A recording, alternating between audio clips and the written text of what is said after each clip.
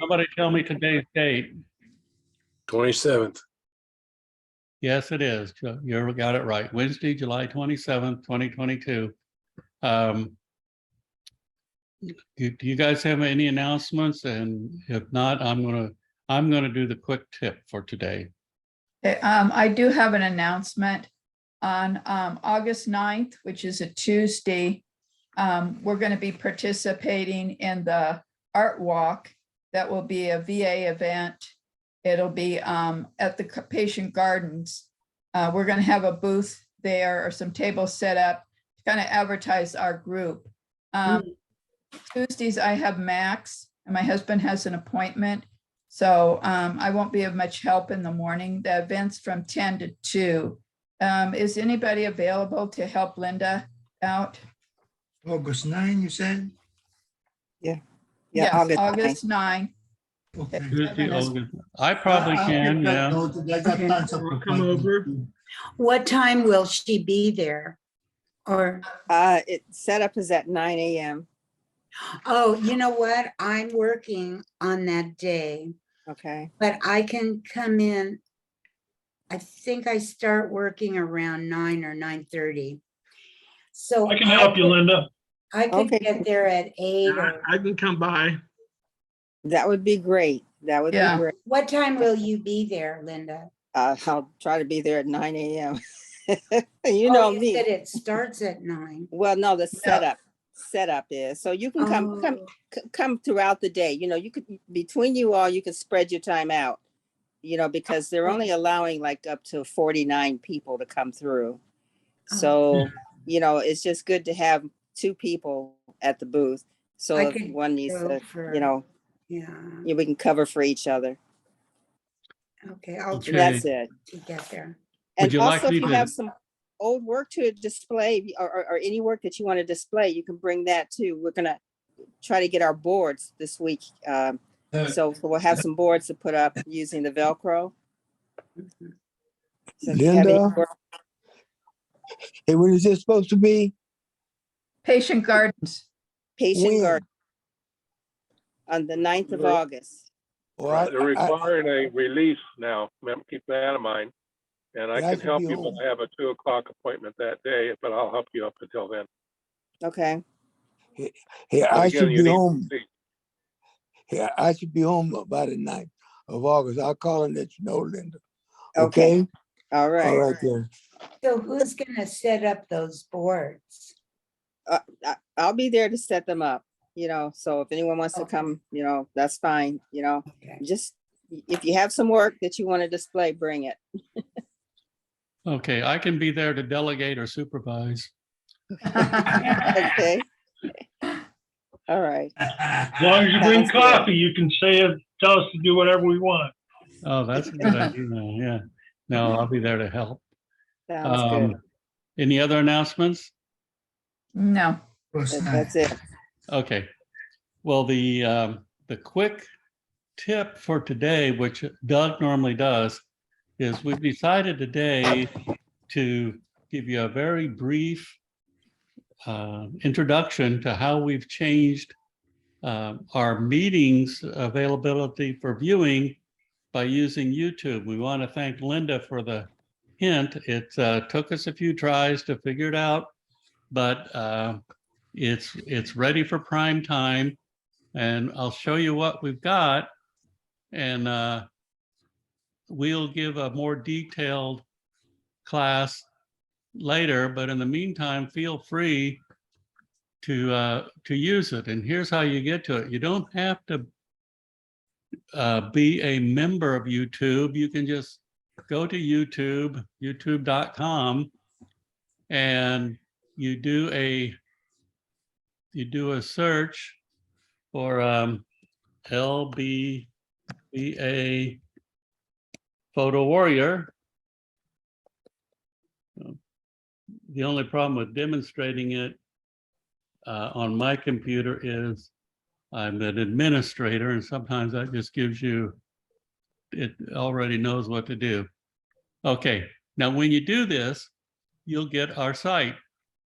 Now, what I don't see, because I'm already subscribed, there'll be a box here that says subscribe. Be sure and click that. And then you'll see all the videos here, and you can, so you can see it's very easy for you to get to. Oh my And gosh. That is good. and it's not costing you anything. Mhm. It could cost you if you want the premium, if you want to join YouTube and get the premium, which is $10 a month, you won't get any you won't get any advertising. And but that's entirely up to you. You can watch it for free. So E, I have a question. yes. So all of everything we've ever learned to get in to see our classes, we can do this on. You can YouTube. forget all of that. Forget all of There, that. yeah. Okay. I hit the wrong button there. Okay. click on that right there, right where you are. Click on that. Okay. Up above, you see videos and playlists. Yeah. We can create playlists there, for the topics. Yes, as we go along, we can. And what I've done, and I don't think it shows up on you, is every time I post one, I go to pick one here just to show you, and pause it. When I hit save, and I save it to LBVA Zoom, which is a playlist that I've created for all of them, we can create more specific playlists as we develop them. So when I click on this, I see what we've posted so far. Mhm. And so at the moment, Doug and I will be, Doug is a co-administrator, just in case I get struck by lightning. And We won't be. so anybody can look at these? yes, we have, right now, we just left it as public. As we go along, we may want to reconsider that. It's easy to go back and change them to private, Mhm. but by leaving them public, it made it easy for us to test. And I had Kevin and Amy give it a try, and it worked fine for them. So everybody give it a shot. Okay. And Thank you, Linda, for the idea. Yeah. Yeah. Yeah, YouTube is great. Yeah. it's actually pretty simple now once we've done it, but Doug and I spent a few days going back and forth, figuring out exactly what they wanted you to do to make this work. So Wow. we are there. All right, so I'm going to turn it over. That's our quick tip. We can have more in-depth later. And today's presentation is from Doug. It's all yours, Doug. All right.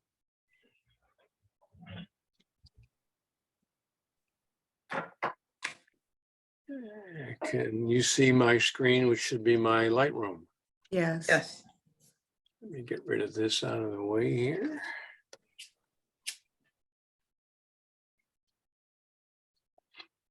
All right, today we're going to be talking about selective focus. And we have had similar discussions about depth of field. We've had similar discussions about primary focus or subjects of an image. But today it's going to refine that down into selective focus. So probably the first thing we ought to talk about is what is selective focus? And selective focus is a photographic technique in which the subject is surrounded in a blur. Using the depth of field tool is key to achieving selective focus effect. We can see the primary subject, we can see the things in front are out of focus, things in the back are out of focus. Utilizing a shallow depth of field directs the viewer's attention to the subject and creates an illusion of depth in the image. Let me do something here to my mouse. I think that's it. Spotlight, okay.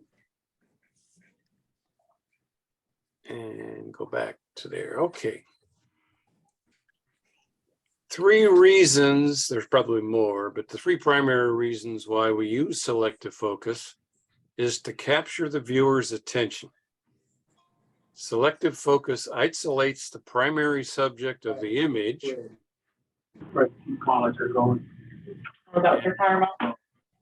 and renders it in sharp focus to draw in the viewer's eye. It's ideal for portraits, wildlife, flowers, but it's not really necessary for landscapes. Selective focus induces the viewer to focus on the subject rather than a distracting background. Second reason is to quiet the background. Selective focus can suppress a busy background. Doug, could you ask people to mute themselves? Because I'm getting a lot of interruptions. Yeah, I think it's still, can you do that, Kevin, from your, or Stephen, from your end? Yes, I'm you looking can. at it now and I think it's supposedly Ken. I can. I tried. but I Go don't- to participants. Go to I am participants, Steve. Steve. Looking at participants and I don't see, just about everybody's muted, but I don't see Ken on here. I think he's, Is he on a phone? Who's iMac? Yeah. 13, iPhone 13? Mr. Macias, did you need anything from? How Yeah. about if I back out and you do it from your end? Just a minute. There, he's muted. Okay. All right, to quiet a background, selective focus can suppress a busy background, keeping the viewer's attention on the subject. Selective focus is a great technique to use when you are encountering a situation with lots of similar looking items in your scene. Obviously, in this case, we've got a group of California poppies and a fiddleneck standing out, if you will, as the subject. Also, the third reason is to enhance the quality. The use of selective focus can make images appear more professional. Choosing to focus on a single subject lends an element of artistic intent and experience to the image. Sort of shows you might know what you're doing. To use selective focus successfully, you'll need to know how much blur you want and control where you want the point of focus to be. What does that mean? Well, in this image, we've got a black-crowned night heron having a snack on a gopher. Obviously, we would want this to be in focus, and we want the background to blur out, as well as maybe some of the foreground. So we can kind of control that. How do we do that? We've got some tools available to us which control how much blur we have in your image. Aperture of the lens in the camera controls how much is in focus. If we have a large aperture opening, but a small number like this 2.8, and compare it to a middle range at f8 and compare it with a closed down f22, we can see that an open or a small number aperture allows us to have a very minimum in focus.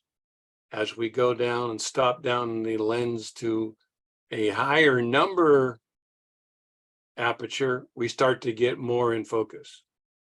The second way is the subject position in the frame. Here we have 3 photographers lined up. We have 3 subjects. The subject that is closest to the camera lens will cause to have less items in focus, primarily in the back and primarily in the front. As you get further away from the camera and lens, you begin to bring more into focus. So our goal right now would be to have less in focus. So if we can get closer to the subject, all the better. And then the third way is changing the lens focal length. If we have a nifty 50 on, we would have a certain amount of things in focus. But if we change that nifty 50 to a 100 millimeter, we're even going to get less in focus. And that's our goal, to have less in focus. So sometimes leaning to a longer lens helps us do that. The adjustments inside your camera that help you obtain this selective focus, the first one is aperture priority. Most of us tend to leave the camera on fully automatic, or maybe even P, I think in Canon it's called programming. But if we select automatic aperture priority, we can adjust the aperture, as we saw in the previous slide, to a lower number, less in focus, and the camera will automatically select the shutter speed to keep the exposure right. Obviously, we want to keep our exposure right. So we can play with the aperture to achieve the amount or least amount of we want in focus, and the camera will do the math on measuring the shutter speed. Here we have a fixed focal length 35 millimeter lens. It's got an aperture range of f.2 on the low end number, widest open, minimum focus, going out all the way to a 16. So the focal range is 2 to 16. Right now it's set for 5.6. When this photographer focused, he focused right at about 5.5 on deep feet from the camera. At f5.6, if we do the math, it's going to focus from about 4.5 foot to the other side is about 7.5 foot. So we've got about 3.5 foot in focus. If we want a little less, we come down a little smaller to a smaller number, 2.8. That'll put less in focus. And if we do the math, we're going to come from 5 foot down to about 6 foot. So we only have 1 foot. So by changing the aperture under aperture priority, we can again control how much is in focus. The other adjustment is set your camera to use single focus points. Most cameras have probably a minimum of 9. Some of them may go all the way up to 128 or more. Different points that the camera can use to focus on the subject. I am suggesting to focus exactly where you want, which is what we're going to do to get selective focus. You need the camera, change the camera settings to use just one focal point. Now, if you notice here, here's a focal point, here's a focal point, here's one, there, there, there. I set it to go right there, and all of these just ignore the chances that it could focus. Why do we want to do that? On autofocus, the camera chooses which focal points to use. It will activate the focal point which falls on whatever part of the image is closest to the camera. In this case, this is my image.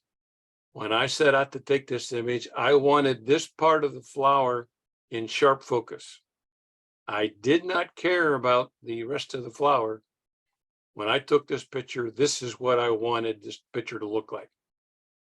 Had I let the camera go by not selecting a single point, but letting the camera choose the point, anything that is closer than that, probably this point, probably that point, probably that point, the camera would have chosen to focus on, and the camera would have taken the picture, but it's not the picture that I wanted. So I took control of the picture. I selected a single focal point and I put it exactly where I wanted the camera to focus. So it's my picture, not the camera's picture. Does that make sense to everybody? Any questions on that particular point? Okay. Yes. When we have the setting or go into the setting of the camera, you'll find that you have choices as to in between from the maximum amount down to the minimum being 1. And these are just basically available to you for different styles of focusing. Let's say, for an example, here we're going to be focusing on birds in flight. You're going to be panning. or maybe even a car panning by you. This selection here towards the center, while not the only one, it gives you the choices of, what is that, 9, 10. That might work better, but for selective focus purposes, we want to use 1. And when we have a subject that has eyes on it, human, animal, we would like to put the focus point to the closest eye to the camera if possible. Now, cameras are changing every day. Their focusing systems are improving. The newer camera systems are getting really fast at focusing. And you can actually change how the camera is leaning towards subjects or how it focuses. Here we have it by eye. We have a selection of bird I just talked about, animal, and even automobiles.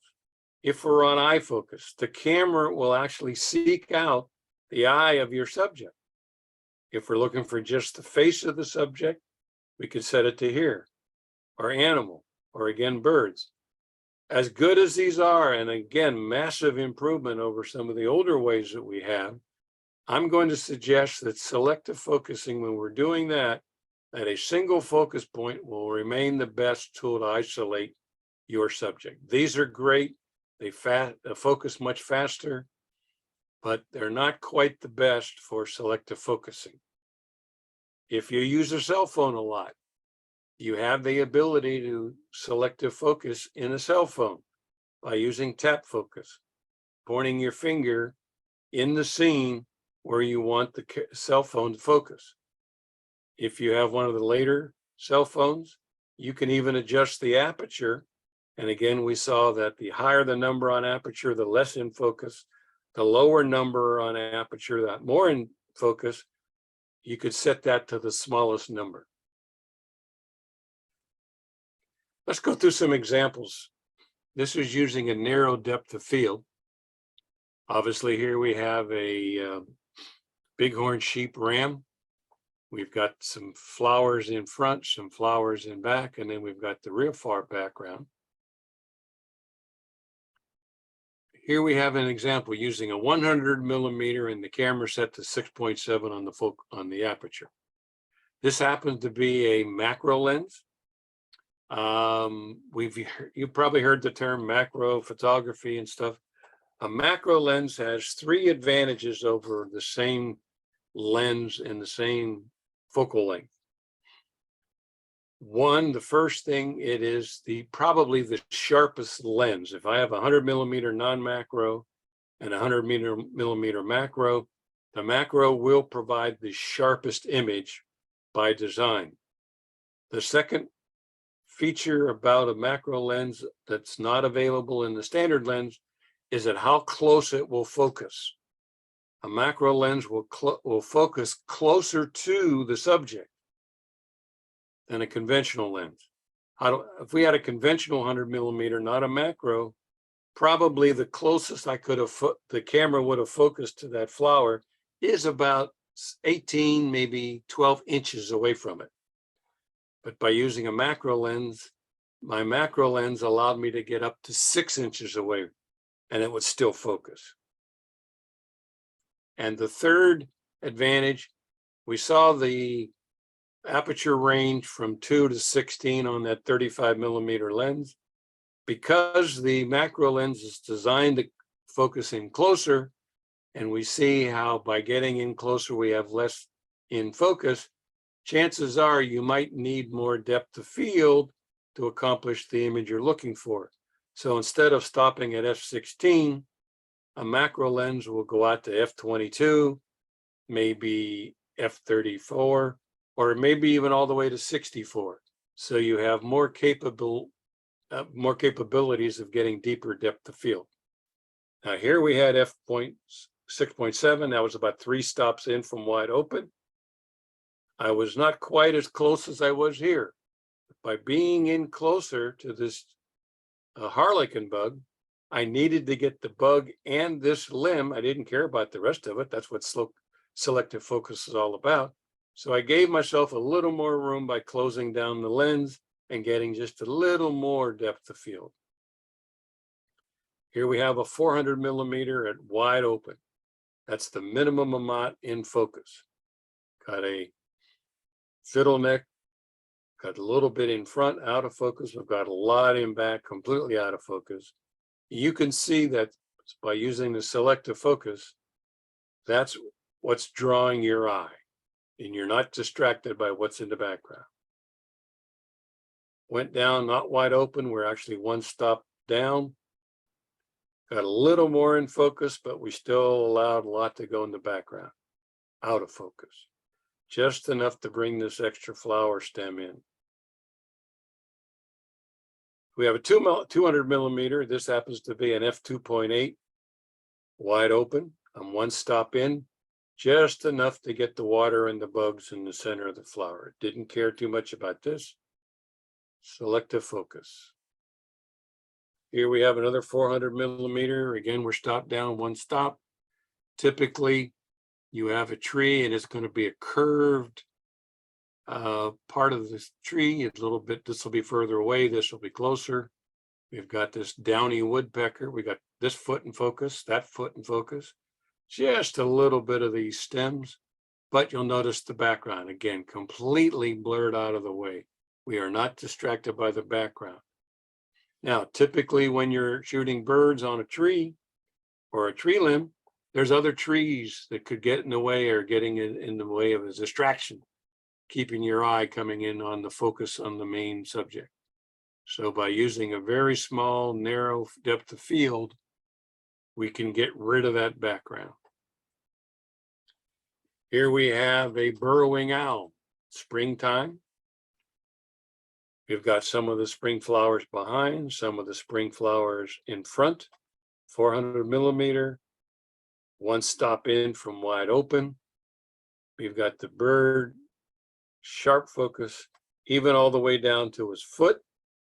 Because this bird's turned slightly sideways, this would be the closest point of the bird to the camera lens and still be in focus. We have some of these little berries behind.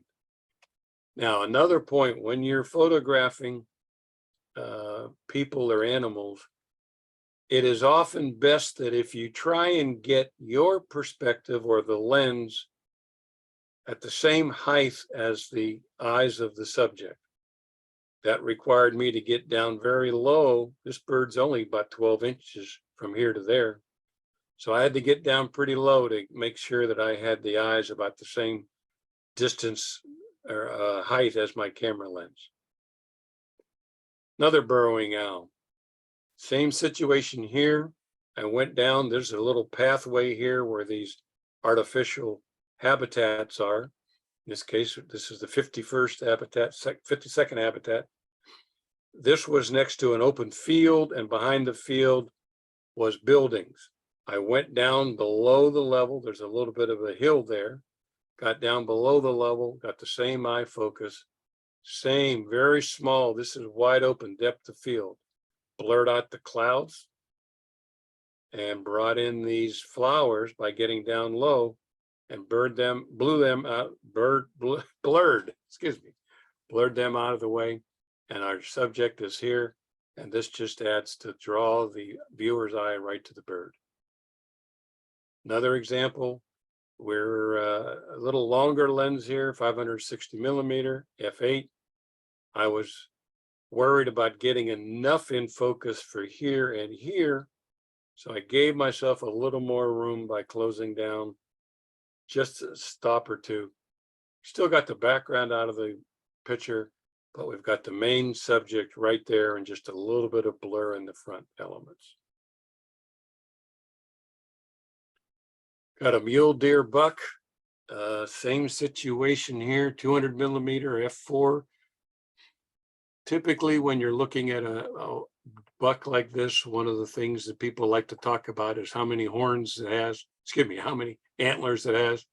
I think in the vernacular, this is a 7-point, where'd we go here? I'm back. This is a 7-point buck by counting them. buck is the main focus, but I wanted to make sure that the antlers were clear and precise. You'll notice back here with this clutter with the trees and some of the bushes and the branches, if they were more in focus, we would lose some of the clarity on the antlers. They would kind of get lost. By keeping a very narrow selective focus, we bring out the deer, we bring out the antlers, and the rest of the stuff goes away. Here we have a bighorn female ewe, same situation, 400 millimeter. I have she in focus where the other animals in front are out of focus. Kind of kept this arch and matching this arch as far as a creative tool, but from a selective standpoint, we put her in focus. We blurred everything out, including the background. F200, excuse me, 200 millimeter F28 is wide open. This is actually to be a youngster born in the spring. Blurred completely out of the background and the foreground, with the exception of it is in sharp focus. Squirrel in amongst the California poppies. I was a little closer, even as 400, I was a little closer. So I gave myself a little cushion to make sure that the squirrel was in focus, but not enough that the background. I wanted to make sure we had the background and the foreground. You can see how everybody's eye is drawn directly to that squirrel. We're going to change it up just a little bit and get away from depth of field. And now we're going to talk about the subject position. The subject draws the viewer's eye in this particular example. We've got Erin Kellogg, who is the head naturalist over at the Nature Center, conducting a class. She is the main subject, as well as the students are.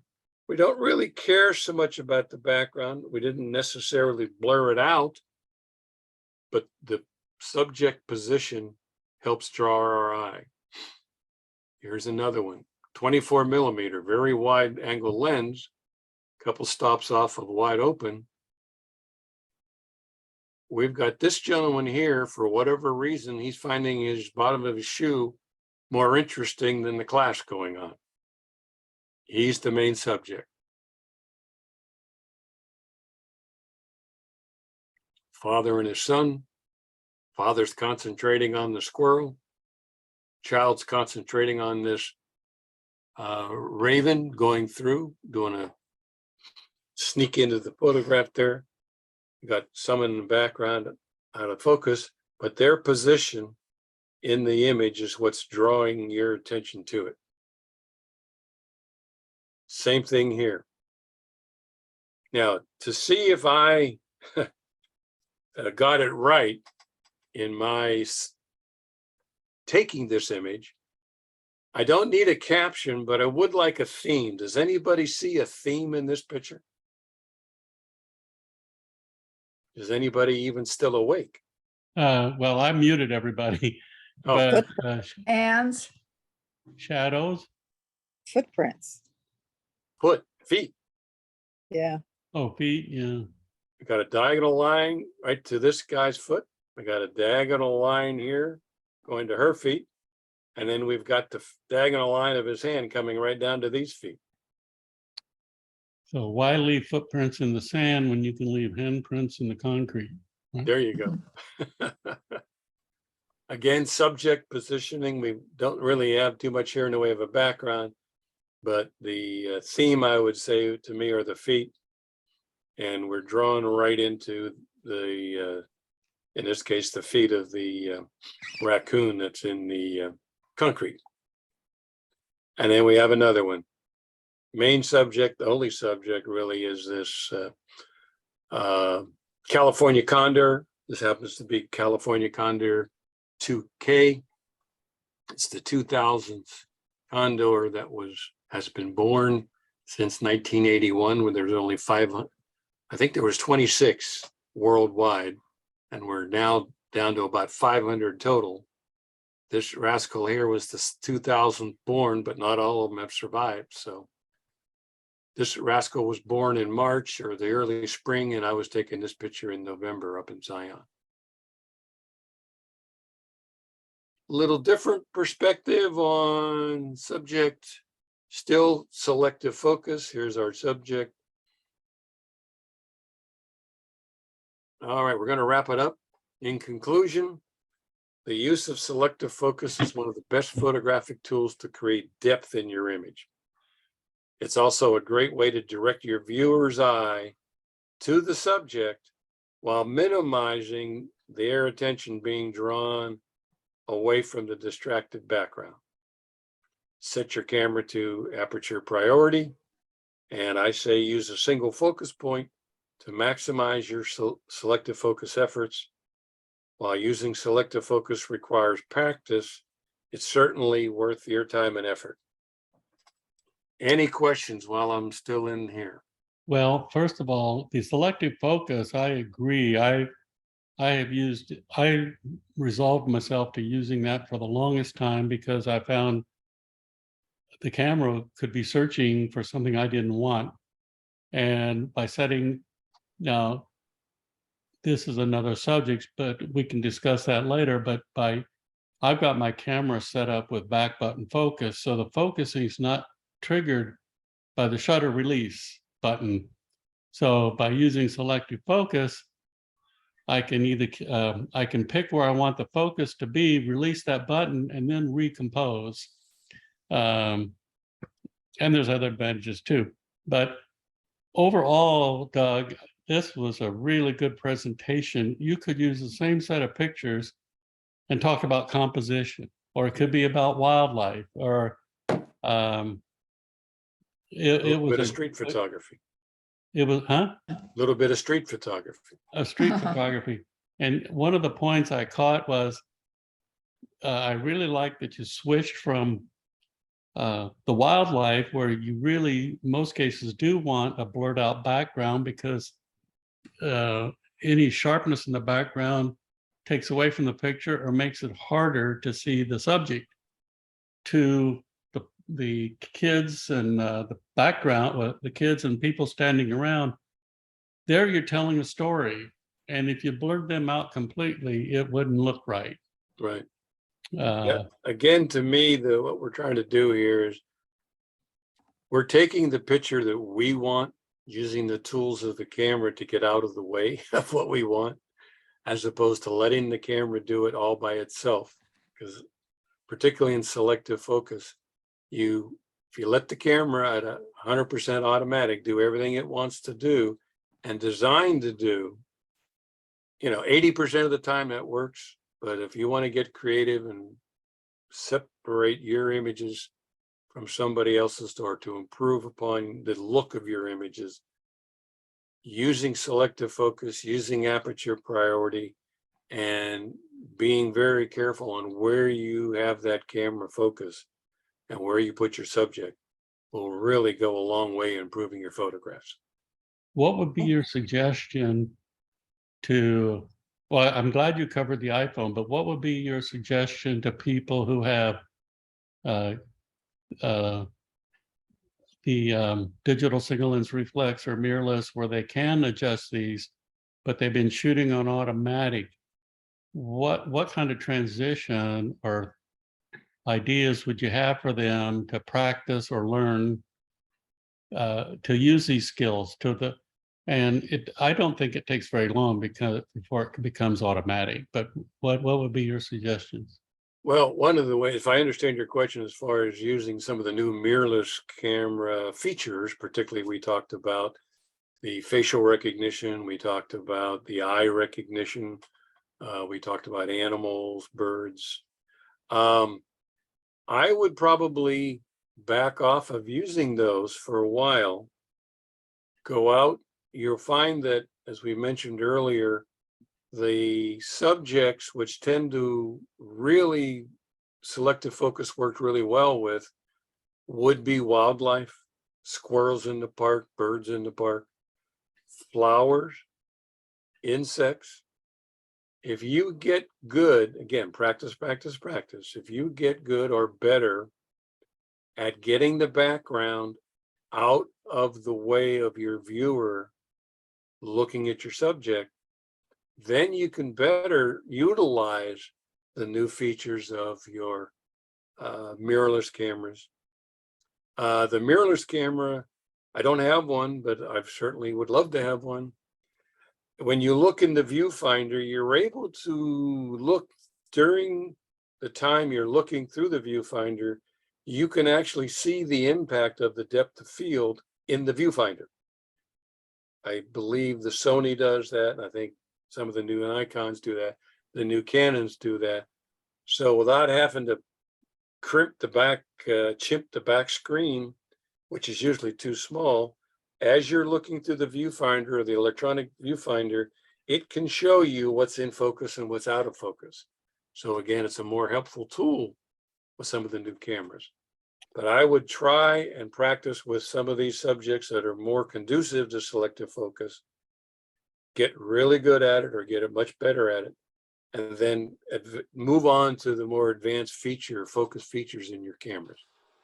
You know, I was thinking while you said that, flowers would be a good subject. The Long Beach VA Patients Garden, those flowers aren't going to be running around and moving. So you could pick a flower you really like and shoot it at, start with your lens wide open and go down, shoot about 5 shots at different apertures. And maybe it would even be best to take notes. So then when you go back and look at it on your computer, that would give you a real good feel for what Good these point. different f-stops would do for you. Excellent point. Any questions? I was going to ask, where's the Natural History Museum that you took the pictures of those sheep at? I know they stood quite still for you there. Yeah, they required a little bit of effort to go find those rascals, but yeah, they were tied up behind the building, and I just walked up and took a picture of them. Oh, that's good. Okay. Uh-huh. The other comment, this was mainly for when we're using autofocus, correct? When we use manual focus and peaking and all that, entirely different ball of wax there, I think. Well, it doesn't have to be. If you're on auto aperture priority, your shutter speed, or let's put it this way, the exposure of your camera or the exposure of the image, by being in aperture priority, your shutter speed will float based on what the camera feels the exposure needs. If you're on auto everything, auto exposure, if you're on manual everything, manual exposure, manual aperture, manual shutter speed, if you start to change the aperture to get what you want in focus or out of focus, you're going to have to make sure you make the mental adjustment to change the shutter speed to keep the exposure in. So I'm saying stay in automatic exposure, but just choose aperture priority so that you set the priority you want for the image you want to create, and let the exposure side of things be covered by the automatic exposure, primarily through the exposure triangle. We talk about aperture, shutter speed, and ISO. If you stay on automatic exposure, but aperture priority, your shutter speeds are going to float. And if you have it set to be, your ISO could float as well. Does that answer your question? Not exactly. I was talking about autofocus or manual focus on the lens. And I can shut that on or off in the camera. I can do it on the lens, and I can still use aperture priority. Yeah, So but you have to manually focus where right. that point is. My point was, if you do that, that's an entirely different ball of wax. Adds another dimension to the complexity of how you're choosing to use it. You can still use the center focus point, but you're going to be using an entirely different thing. Because I have that 90 millimeter macro, and I found that I get much sharper images if I use manual focus and focus peaking, so that I know, okay, the edges of something is in focus or not. Right. You're using the finder, the features inside the finder to see what's in focus and not. Correct? Oh, Kevin? Yeah. Yeah, when you I mean, look through the finder and you use those peeping tools, you're Yeah. seeing right in the finder what's in focus and not. Correct. Yeah, that's some of the advanced features that, yeah, definitely. But I'm saying maybe back off of it, going to that adjustment until you get a little more experience with selective focus. Right. Then as you get better at it, go into the more complex features of the camera to even get better. It's a learning curve. Right. Well, your photos were exquisite. Yeah. Thank you. Just thought I'd Again, throw that in. those are the pictures that I wanted to take. If Beautiful. I didn't do what I did to get those images and I let it up to the camera, they would not have been the same images. Beautiful pictures. Thank you. Mhm. And Good job. readily Thank you. achievable by everybody here. Any other questions? Thank you for an excellent presentation, Doug. My Yeah. pleasure. Thank you for your comments. Who here mostly uses a cell phone? Me. Me. Uh-huh. And you're familiar already with the touch focus ability? Mine will only do it with, if it's 20 inches or from 20 inches away. Yeah, that's that minimum focusing we were talking about. How close can you get? In your case, it's about 20, 22 inches away, Yeah. but you can still tap on it. And that's where the sharpest point of the image is going to be. Oh, that will work, you think, even if I'm not that close? Well, if you're, as long as you're within the distance of where the phone will focus, 22 inches or further back, by tapping on that, that'll help you blur some of the background of your subject. Oh, okay, I'll try that. Thank you. But if you're inside where the camera will focus, tapping on that button isn't going to get you anything. Now, Because the some of camera, the, or in this case, the phone just won't focus that close to where you want it. the latest iPhones, I don't know about Android, but they give you several options besides the standard photo. The most interesting one is called portrait mode, for lack of a better name. That's what they called it, but that gives you the effect of a shallow depth of field. Yeah. And you can use it for things other than portrait. So by putting it in portrait mode, and even if you're taking a landscape picture, you can, or a rabbit or a bighorn sheep, you can, with your finger, touch where you want the focus to be, and you'll get a blurred background. Yeah. Kevin, I just want to make sure I answered your question. Did I answer your question? Okay. Yeah, it was just more of a comment than a question that, Okay. We talked about all the different scenarios, the facial recognition, eyes, that kind of thing. Right. It's just manual focus is a total another dimension to using these cameras that we could probably spend a couple of weeks on as far as, how to get the best focus and which part of the picture and all that. Technology is moving forward all the time and making our job as photographers easier. Yeah, unfortunately, the cost isn't going down. Well, I started off, many of you have already heard this story before. I started off with my first camera in 1970. And the camera that I bought, everything was manual. Manual focus, manual aperture, manual shutter speed. And at that time, it was called ASA, which is the same thing now as an ISO. It was how sensitive was the film. And I got through much of the 70s when I got into 2.25. The 2.25, I used all the way up into the 80s, and it was manual.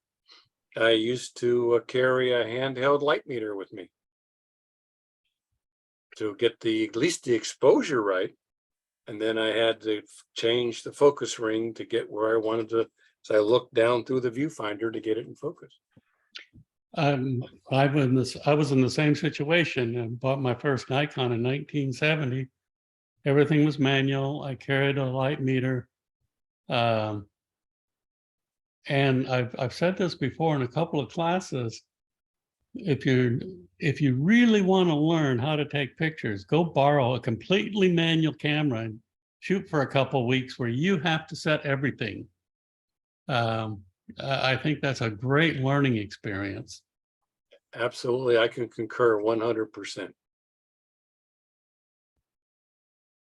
And Turn your Kevin, when camera. you talk about manual focus, at that time I was working for a newspaper, and when I covered football games, the telephotos weren't like they were today, and it was very difficult to have the telephoto set at whatever focal length you wanted. So I'd learned to get a good feel as about where the action was going to be, and I would pre-focus on that point and then duct tape my telephoto lens. So it was, and then I'd wait for the action to come into that zone. So Yeah, Kevin, you're used to hearing that for night photography, probably.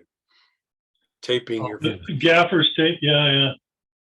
Yeah, use gaffer's tape, not duct tape or electrical tape, because the glue, sticky stuff will stick on the lens.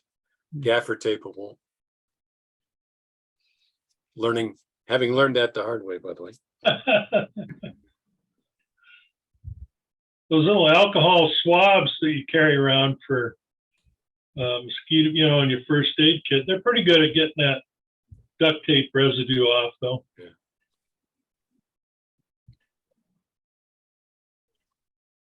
So we can All look right. at some pictures. Go ahead, Steve. yeah, it's 3:57. You want to spend about 10 minutes looking at some posts? Mhm.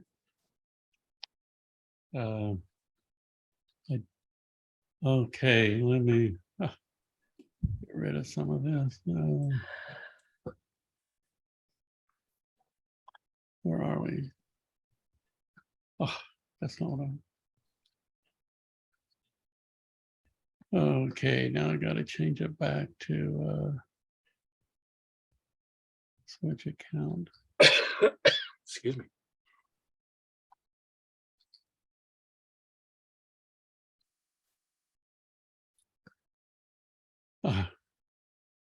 The Facebook has changed the way you can go from one thing to another. And I think it's very clumsy. Come on. You're on YouTube, aren't you? Yeah. Oh, no wonder. I thought I was on Facebook. No wonder. First mistake I've made this year. Mm. Okay. Well, my travel agent had a birthday this weekend, Sunday.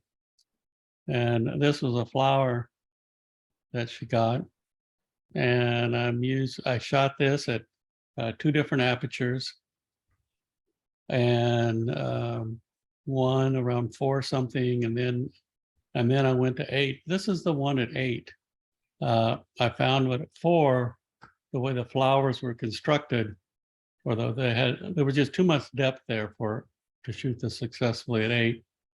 And I'm using the what do they call it, stucco of the house as the background, and then I darkened it out somewhat, but left enough of it there to give it some character, so it's not just totally blacked out. And flowers are difficult to convert to black and white, I think. And so I played around quite a bit with the settings to where I had a tonal range in the flowers. It would have been real easy to have it all. This one's a little bit burned out, but so I converted it to black and white. Oh, I went back to orange, and I saw this balcony, and the house was for sale, and I thought I'd buy that house just for the balcony. Mhm. Okay,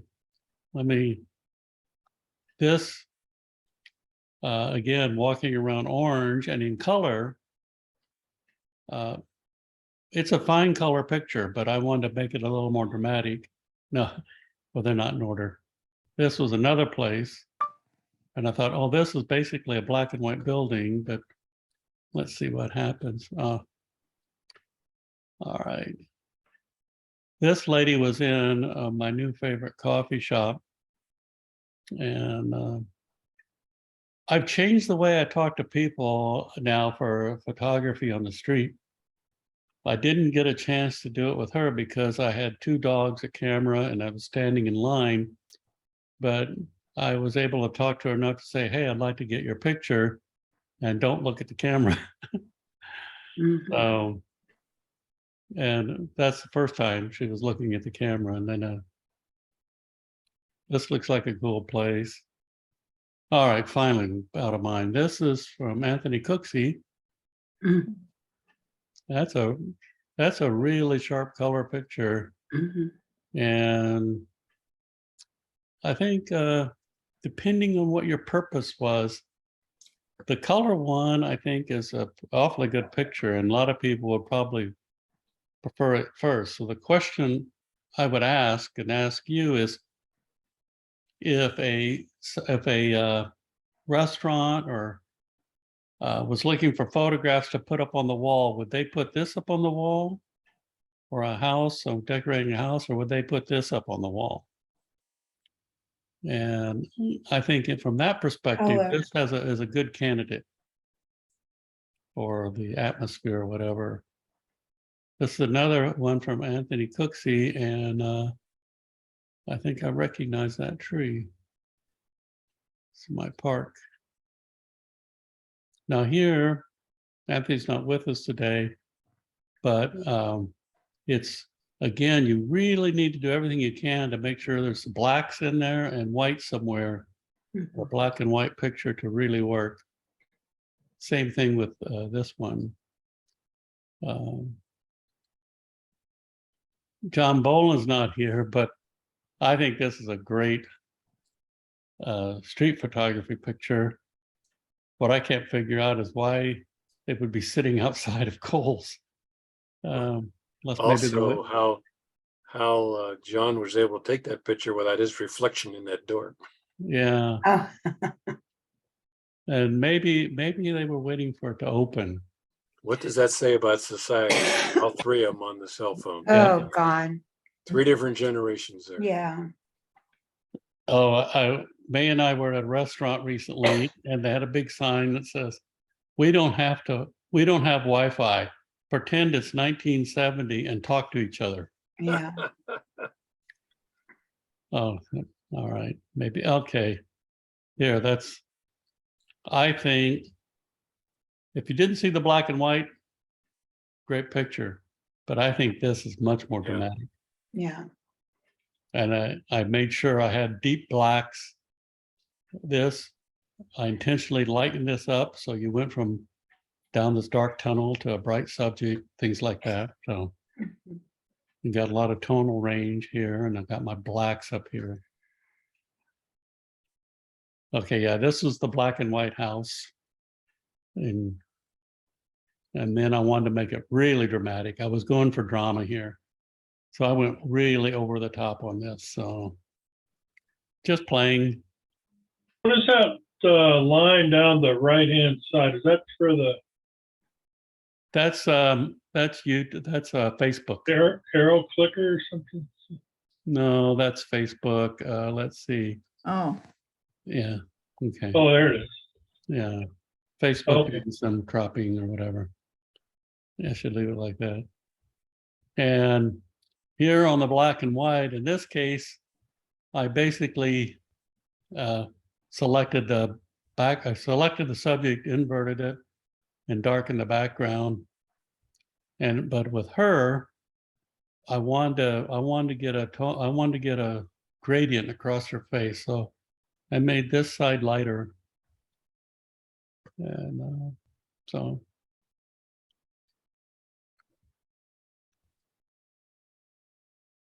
Oh, this one I left more of the background in. I think the background works with this one. Mhm. Again, These opinions are all my own, and no animals were hurt in the making of this. And thank you, Captain Larry. I'm going to try to do my best to be there. And I just learned, I'll have to post it. There is a Cars and Coffee in Yorba Linda every Sunday now. So I'm going to go to that Sunday. Yeah, I just lived down the hill, whoever- so I'll be up there. Whoever did this really nailed it. Beautiful. That'd be me. Good job. Very nice. Good job. I got the before and after, was playing around with several of the lessons that you've been teaching us. So I did the black and white, sky replacements. You chose a good sky. The sky Yeah. makes it really dramatic. Oh, yeah. And a good job of assigning it to that image. Yeah. Yeah. I think, I got rid of my shadow. yeah, That Yeah. helps. shadow knows. The only thing I see is maybe these trees need to be slightly darker. Might give you a better contrast between the building. And other than that, I really like it.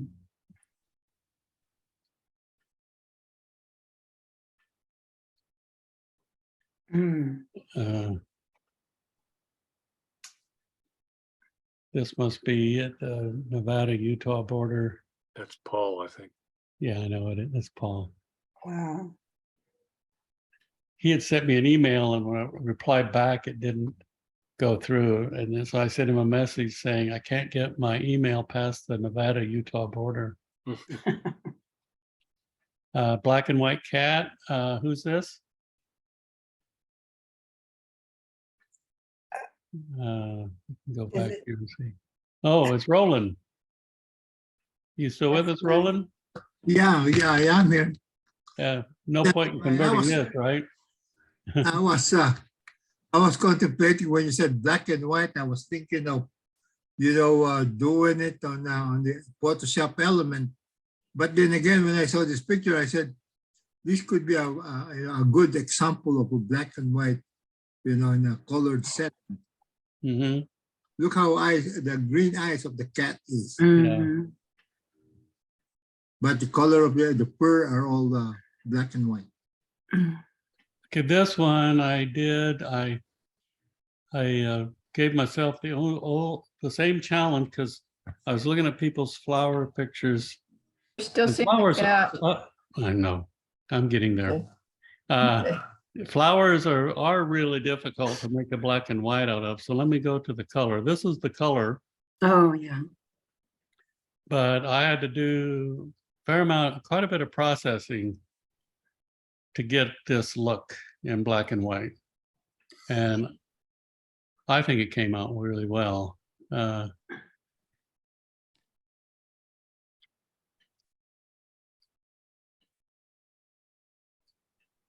See, actually, even in the color is great, but there's really not that much tonal range in the color. That's part of the problem. So I did things to increase the tonal range. Have you tried that calibration? Color calibration? Yes. Well, I use the color wheels, the same thing. But Well, the calibration is a little bit different. It changes Yeah. the colors in each pixel. yeah.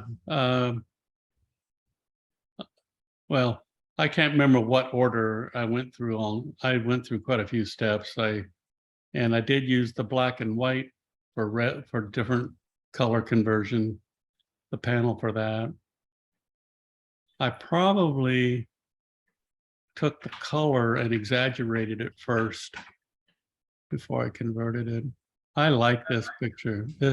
I'm assuming this is John Boland. Yep. Yeah, this is very simple, but very good. Anyone else like it? Yes. Yeah. Love the pattern of the texture in the glass panels. Oh, yeah. almost like lightning. Yeah. Mhm. So far, only 2 people have liked it. Two people, it's only two have seen it. Yeah. Um, yeah, I didn't realize he'd done black and white on this. This one will be tough. This will be tough to make look good in black and white. Needs more contrast in the black. Yeah, a lot more. Yeah. Now This this is one's a good black and white. Oh, excellent. yeah. This one's great.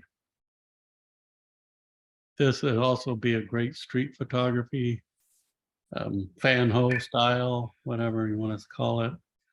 Oh, I love Uh, that.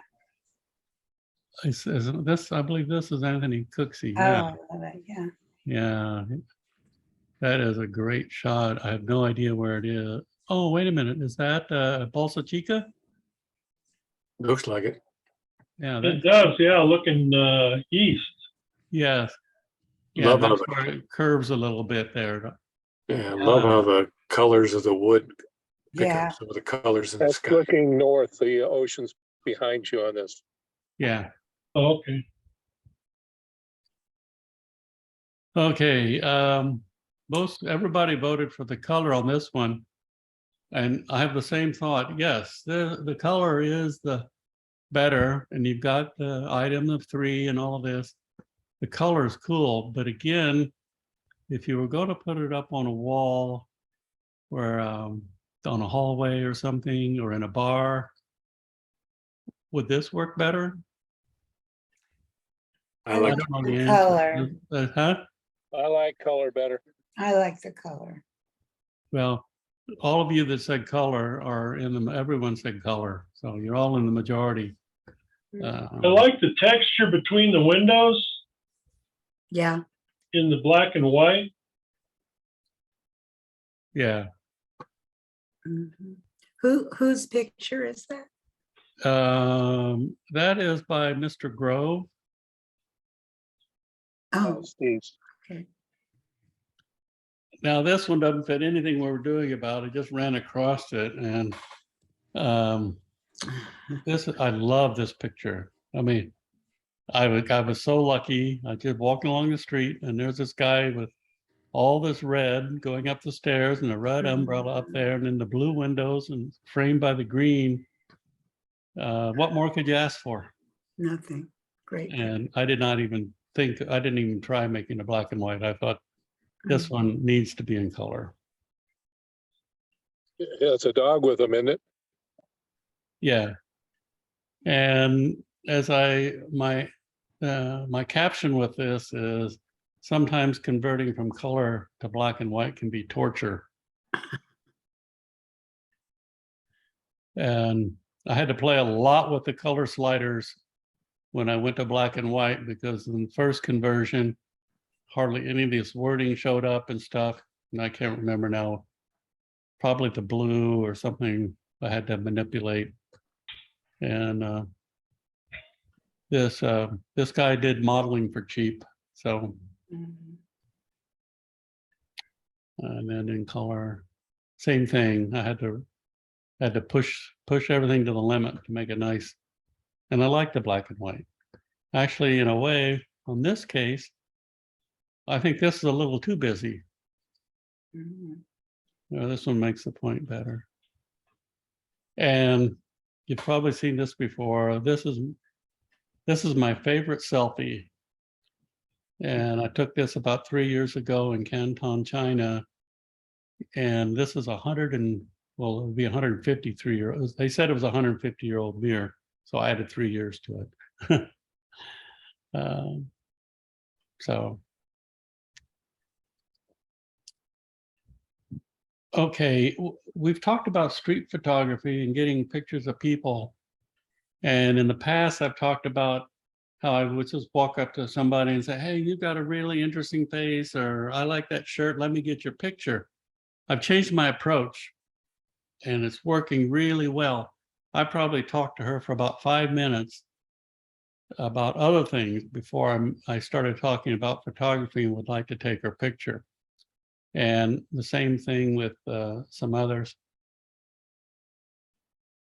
Doug mentioned this about selective focus and birds in flight, and I'm still learning because I have a mirrorless camera now. And I discovered that with my DSLR, if I was trying to follow a bird, the instant I push the shutter button and it's shooting 5 frames a second or whatever, I'm blind. I don't know where those birds are. With the mirrorless, there's no blackout. I can follow the birds. And I would have gotten these sooner had I realized that I could do that. So I'm going to go to Bolsa Chica the next few days and try. This is from the same picture, one with 3 and the other with just 2.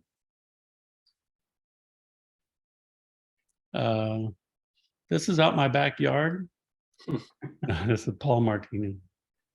Must be his backyard. I forget who did this, but I agree. I like this in color. John Boland.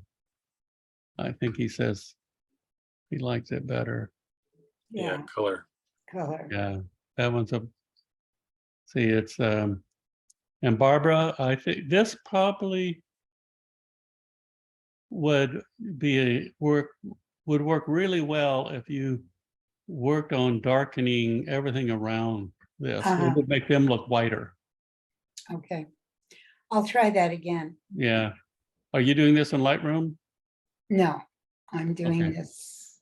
Okay. And this is almost perfect. Oh, that's an old picture of mine, but Yeah. I've never, and I did play around with it. And with Yeah. The only thing, color and clarity and yeah, it's good. The only thing is you have an even number of birds. It would be Oh. better if it was an odd number.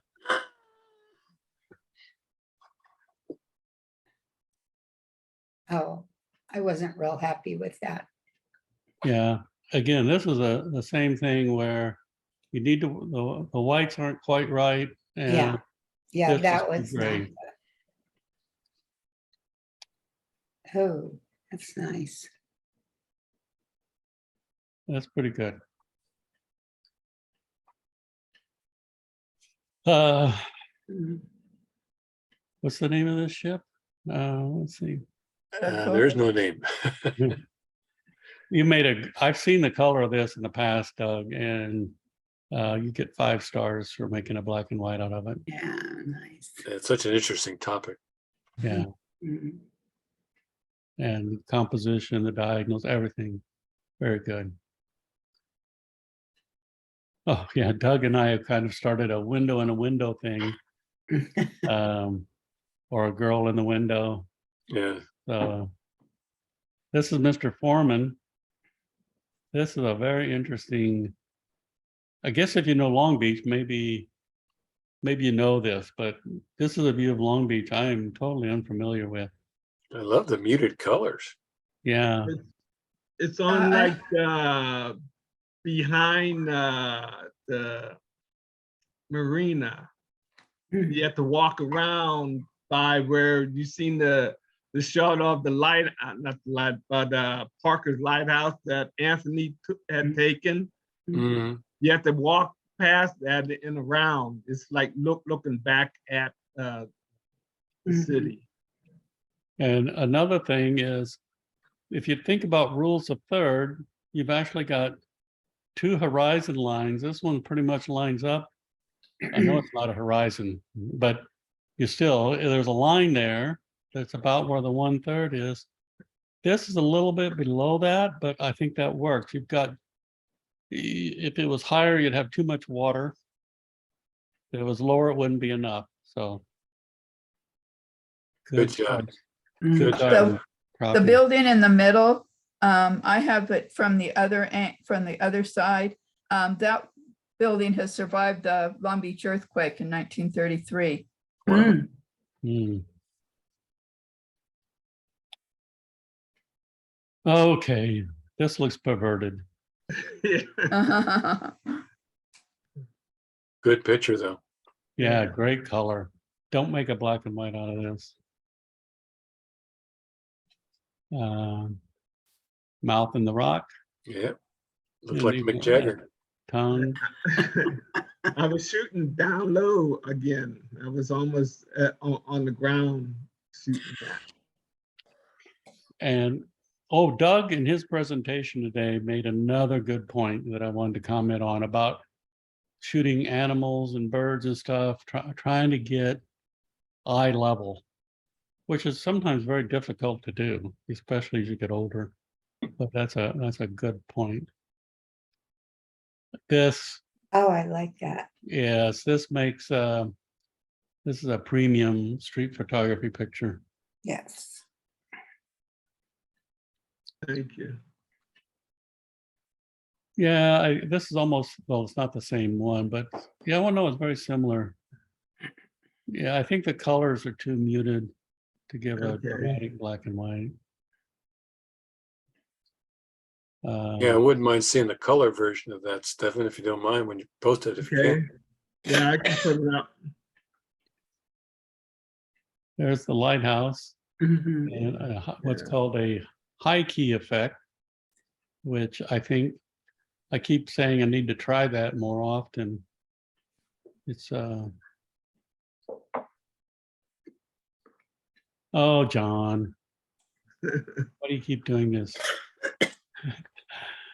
Just a little more contrast. Yeah, Lighten it up a little bit. yeah, that could that would help, but I'm gonna have to schedule going out with him a couple of days. Paul, this is why we were emailing back and forth. This one, he said this one didn't work as a black and white, so I took that as a challenge, and he was right. It does not make a good black and white. I tried everything. Another great street photography, street at its best, is my comment.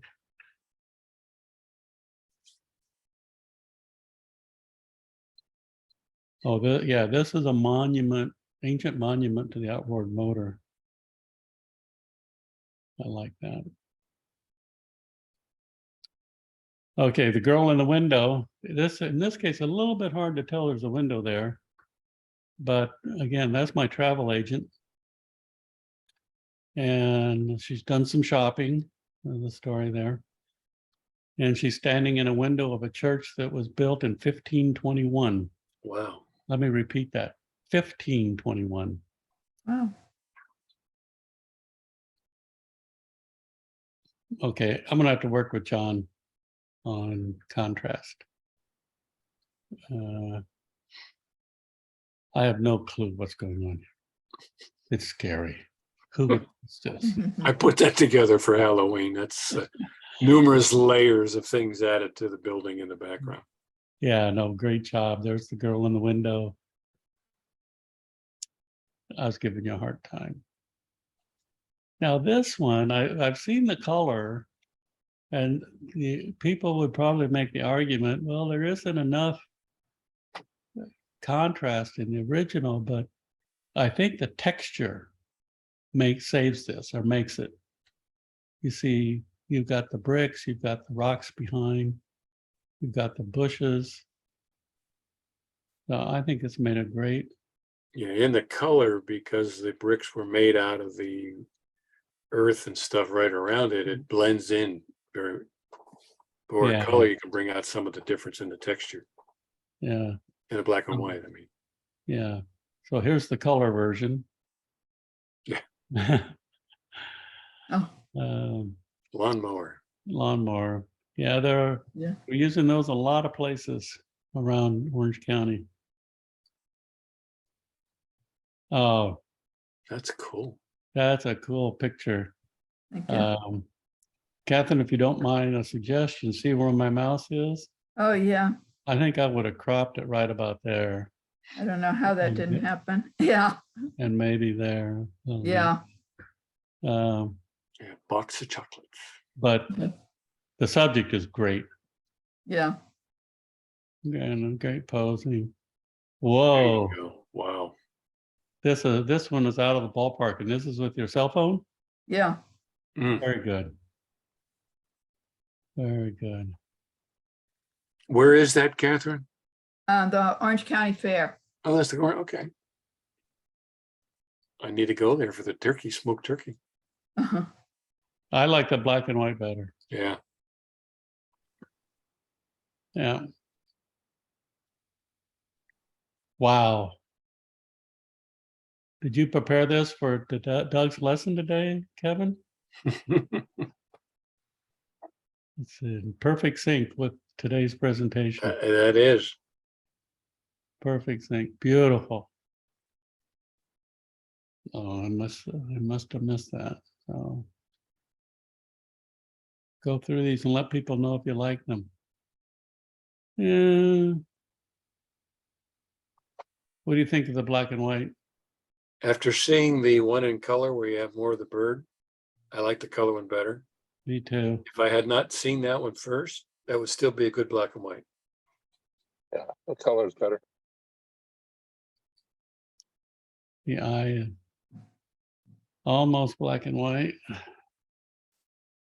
Storm cloud.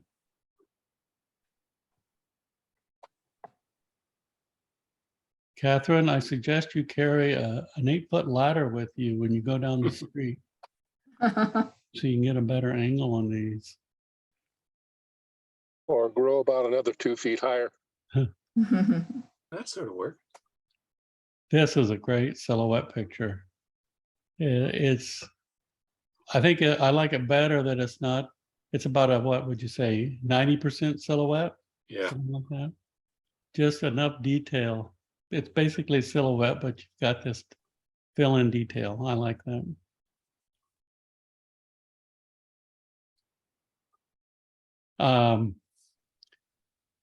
Here's an example of a landscape that I took, and it, let me see, this is the color. I did not do sky replacement, but I went high contrast, lots of more green. And I played around quite a bit to get the look I wanted with this, and I like it. This almost, to me, is kind of boring, whereas this is dramatic. That's my opinion. If someone else has a different opinion, please feel free to say so.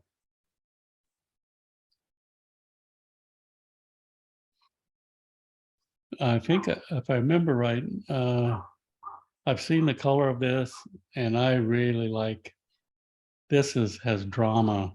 Like, Huntington Beach Pier. yeah, this is the opening of a scene to a Psycho movie or something. Oh, killer.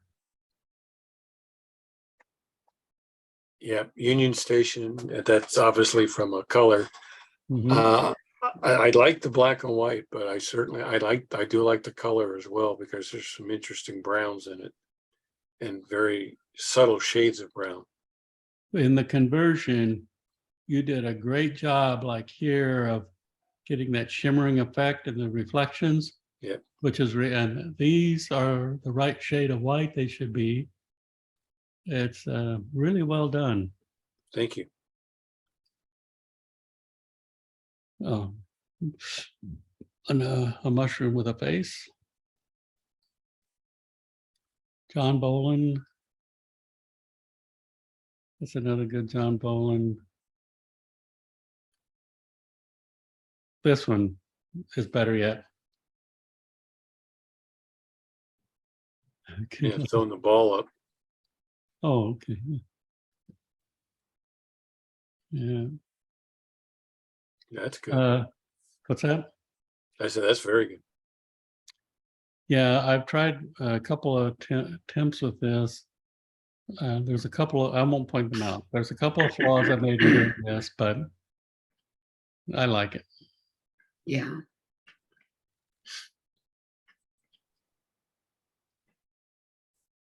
This is, I love this. I put that I love it. This kind of S shape and stuff. The only thing Great it could be, composure. yeah, Composition is right on. the composition is what makes it. I would like to see the street just maybe a third stop darker. The first one? This one right here. Oh, The first one, what do you mean? Just the Oh, asphalt. the street. I am sorry. I thought you said the tree. Oh, no, Mhm. Okay. this is a great shot. Did she know you were taking her picture? No, that's my daughter. And we went to the Noguchi. She was here for a week and I said, let's go there. Hmm. So we went to that Noguchi garden Mhm. near the South Coast Plaza. Is that Right, right? right. Oh, I hated that shopping center. Oh my God. It's just, but we parked and and we took some photos, and that one I changed to black and white. Good job. Good job. Oh, this one is good. Yeah. This one's good. Very That interesting. was at the Home Depot. Yeah, Yeah, I mean, I go to Home Depot for flower pictures too. mhm. Oh, that's an old picture, but that was downtown in LA. Oh, that's a good one. This is in Melbourne, Australia, and they have a couple areas that they call that. I think this one is, they have names for them. I call this Graffiti Alley, Mhm. and they encourage the graffiti vandals to work there so that they don't vandalize the rest of the city. I love that he's on the trash can. Yeah. Yeah. The only disadvantage is, and you can see it here, and there's others that I took where somebody had created something really marvelous. And then somebody later came up and sprayed crap over it, and they're like this kind of stuff. So